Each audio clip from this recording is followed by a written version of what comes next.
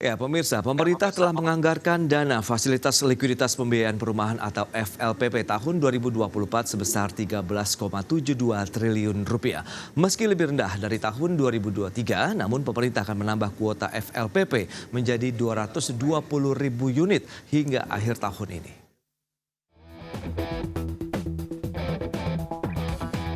Pemerintah melalui Kementerian Pekerjaan Umum dan Perumahan Rakyat telah menganggarkan dana fasilitas likuiditas pembiayaan perumahan atau FLPP tahun 2024 sebesar 13,72 triliun rupiah.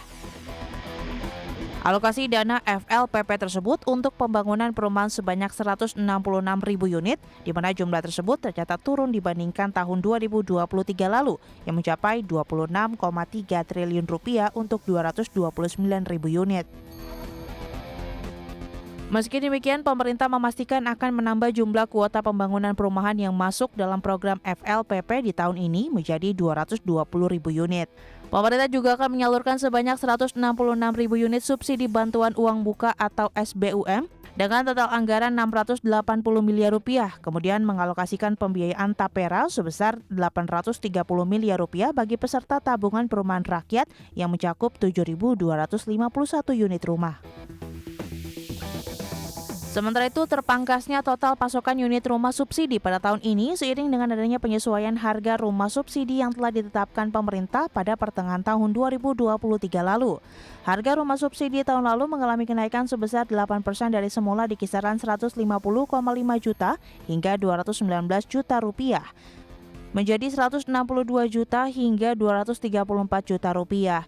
Bahkan pemerintah kembali menaikkan harga rumah subsidi pada tahun ini menjadi 166 juta rupiah hingga 240 juta rupiah yang disesuaikan dengan zona wilayah. Dari Jakarta, Tim Liputan, IDX Channel.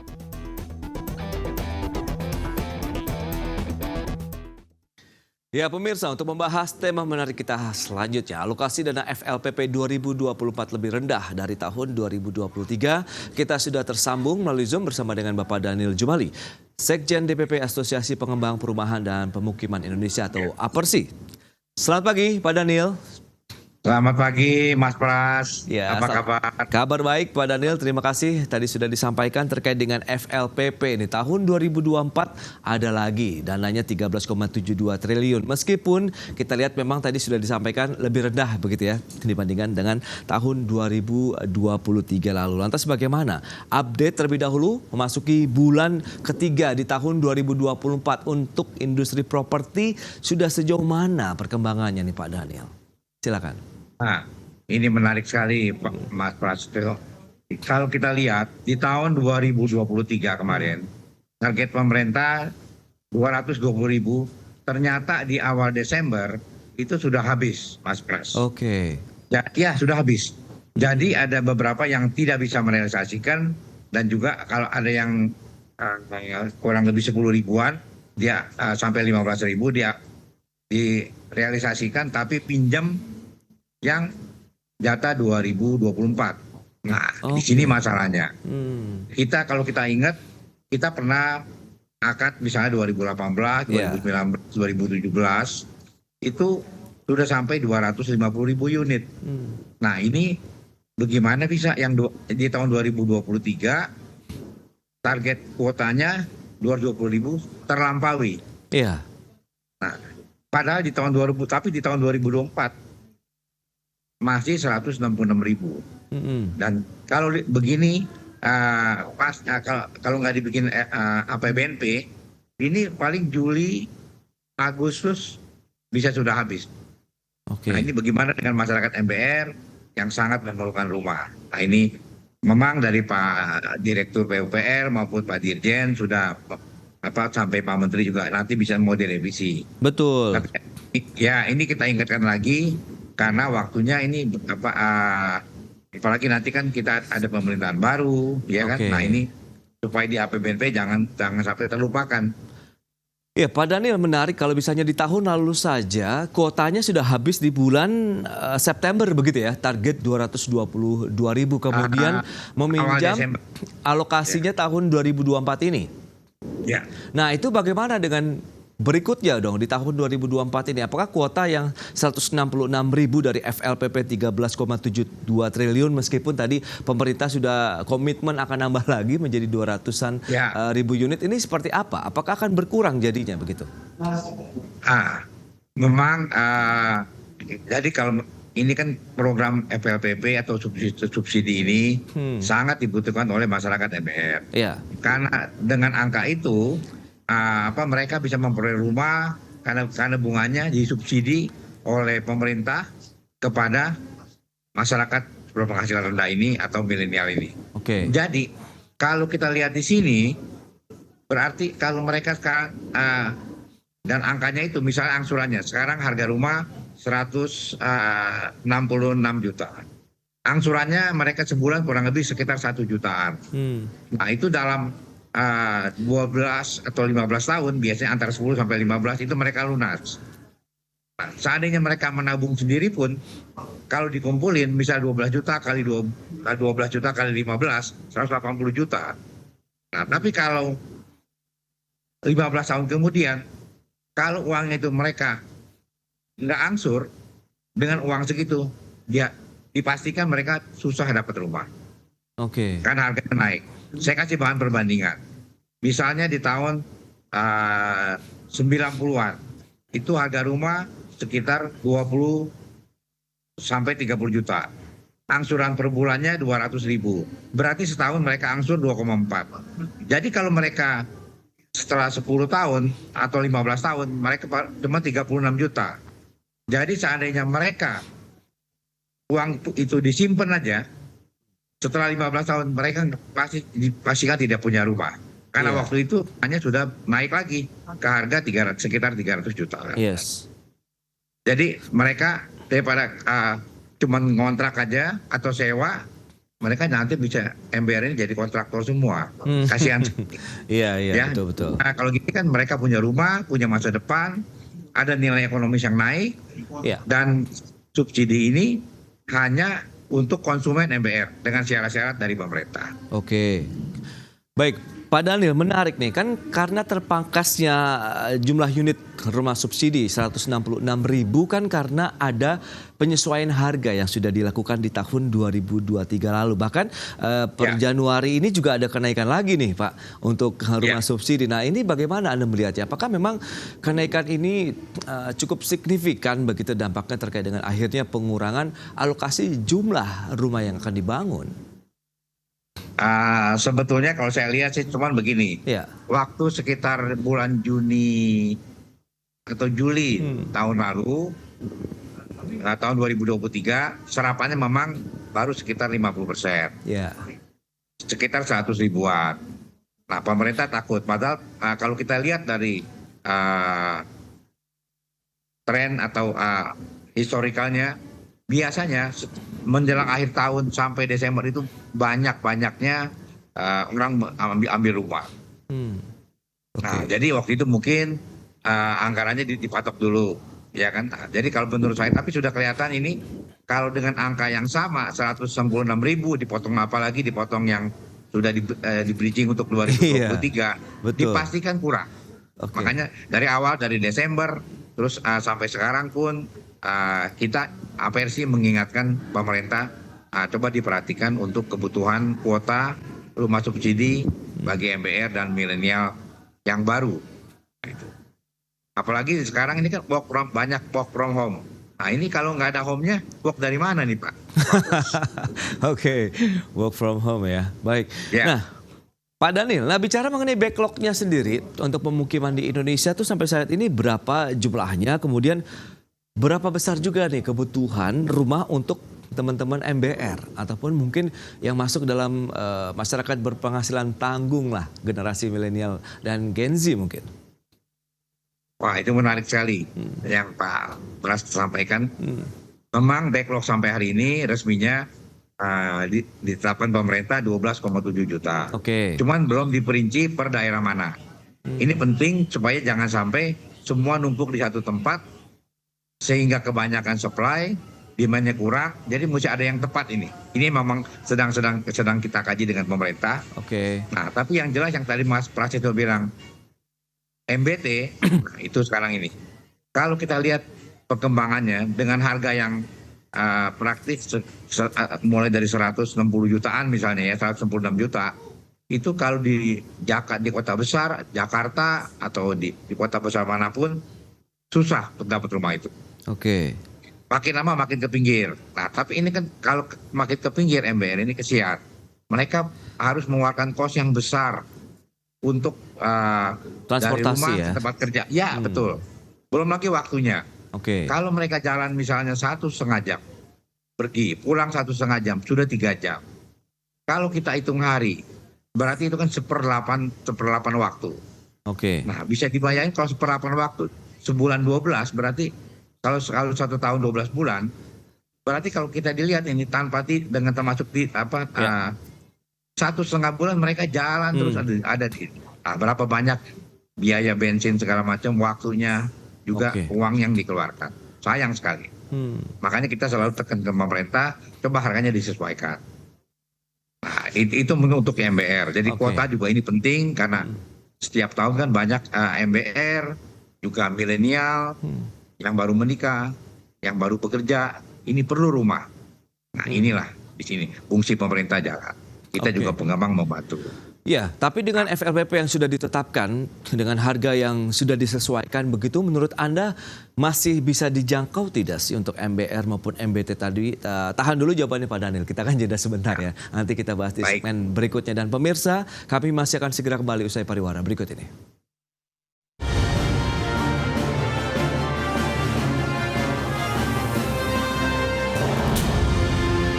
Ya, terima kasih Anda masih bergabung bersama kami dalam Market Review dan berikut ini kembali kami sampaikan sejumlah data terkait dengan alokasi dana FLPP dari Kementerian PUPR di tahun 2024. Ya, data selengkapnya bisa Anda saksikan di layar televisi Anda. Kita lihat dari sisi tahun 2023 yang sudah ditetapkan 26,3 triliun untuk membangun 229.000 unit.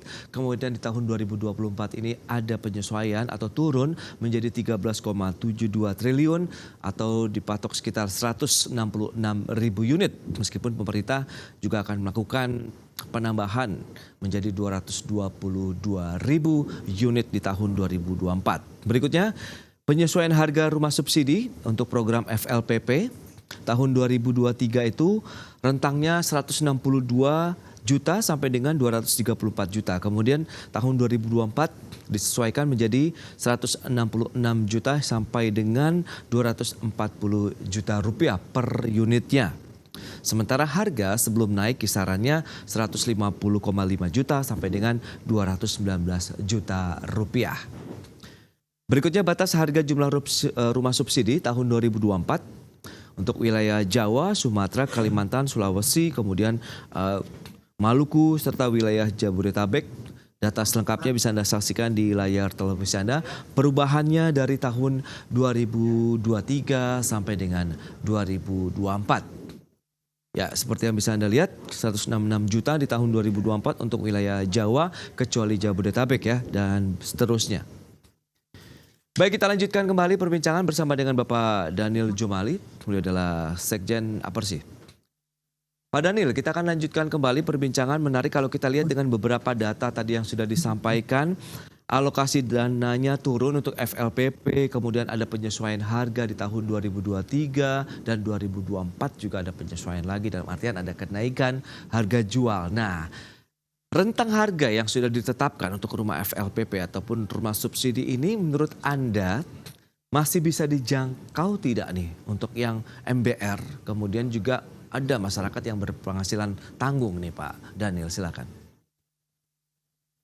Menarik Mas Pras. Kalau kita lihat dari kuotanya habis sebelum waktunya, di awal Desember sudah habis di tahun lalu, berarti memang itu terjangkau dan sangat dibutuhkan oleh masyarakat. Jelas sekali di situ. Oke. Karena ya. Silakan Pak. Nah, jadi kalau sampai tahun 2024 ini tidak ada perubahan, itu seperti badai buat masyarakat MBR, Pak. Ya, kalau dari rentang harganya sendiri bagaimana Pak? 166 juta begitu untuk Jawa, kecuali Jabodetabek, sementara Jabodetabeknya sekitar 185 jutaan begitu. Anda melihat apakah masih bisa begitu untuk mencari lahan dengan harga yang terjangkau tadi untuk MBR ataupun MBT di wilayah DKI Jakarta paling tidak?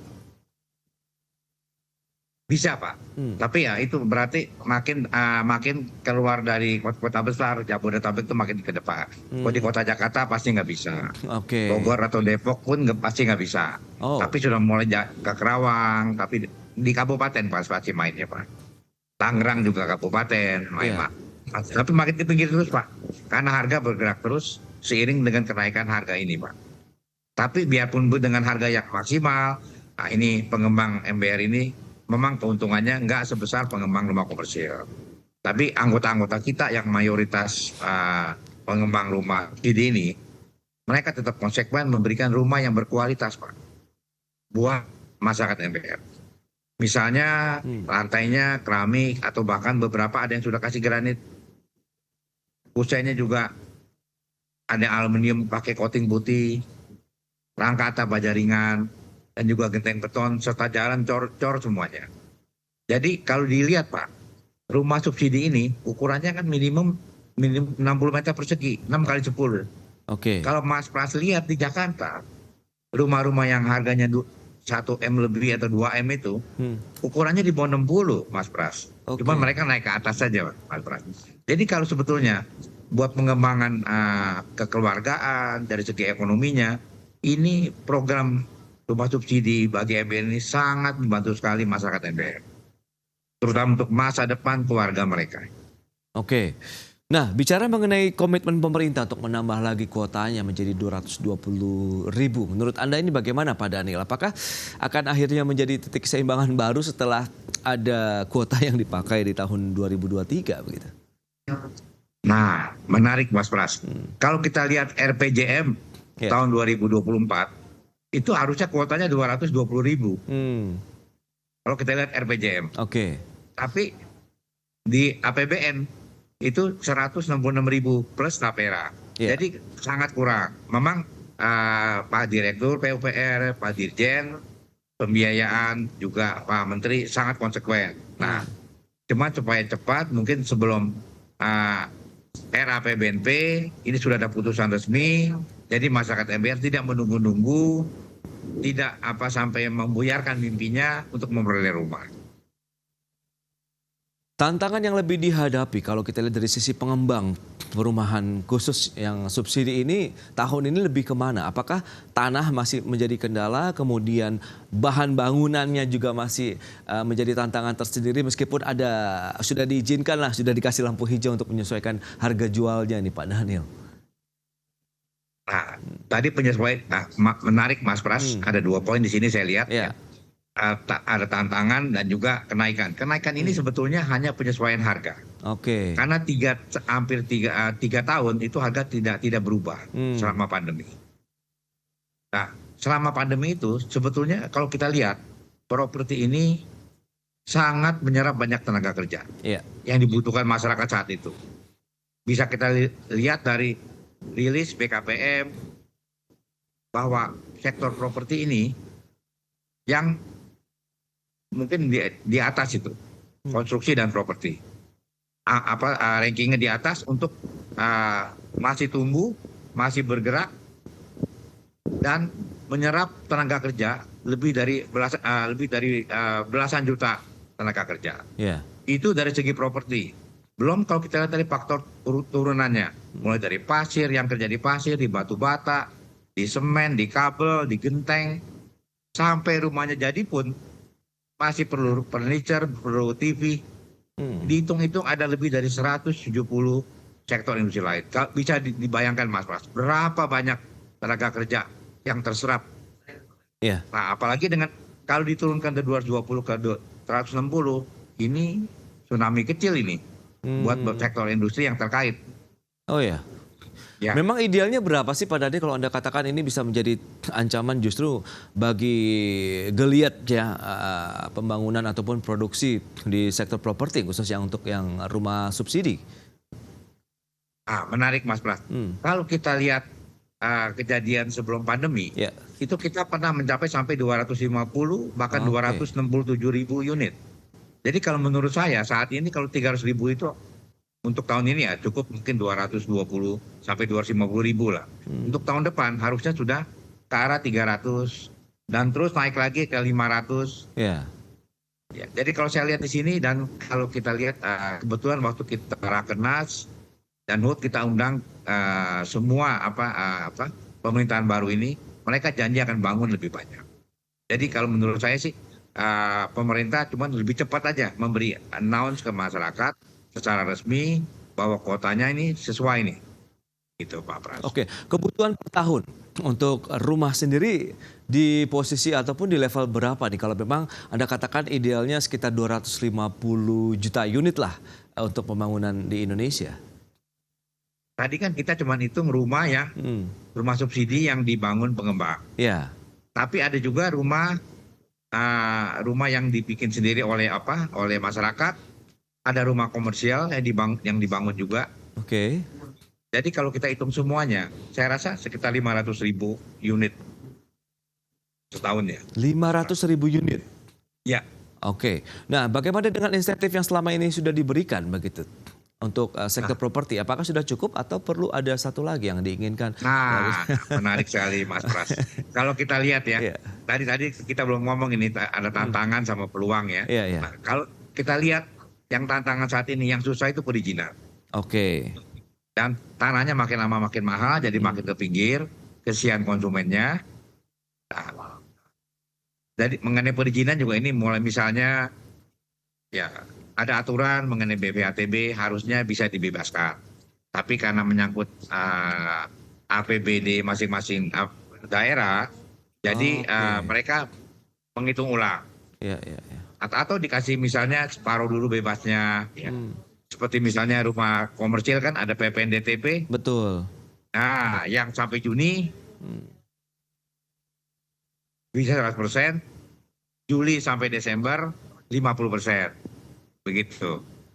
Nah, jadi kalau menurut saya pemerintah sebetulnya sudah bagus, tapi tolong bantu terobos lagi di perizinannya. Oke, berarti masalah Termasuk di perizinannya. Baik, perizinan ini ya semoga menjadi perhatian juga dari pemerintah kemudahan karena ini pemerintah pusat dan daerah begitu yang harus satu visi begitu untuk pembangunan perumahan bagi masyarakat berpenghasilan rendah ataupun masyarakat berpenghasilan tanggung lah untuk generasi milenial maupun generasi Z di Indonesia. Baik, Pak Daniel terima kasih banyak atas waktu dan informasi yang sudah Anda sampaikan terkait dengan sektor properti di Indonesia dan semoga nanti ada solusi juga yang ditawarkan sehingga masyarakat bisa dapat rumah dengan mudah dan terjangkau begitu ya. Terima kasih Pak. Betul. Sampai berjumpa kembali. Salam sehat. Salam sehat Mas Pras. Baik pemirsa, 1 jam sudah saya menemani Anda dalam Market Review. Saya Prasetyo Wibowo beserta kerabat kerja yang bertugas undur diri. Terima kasih dan sampai jumpa.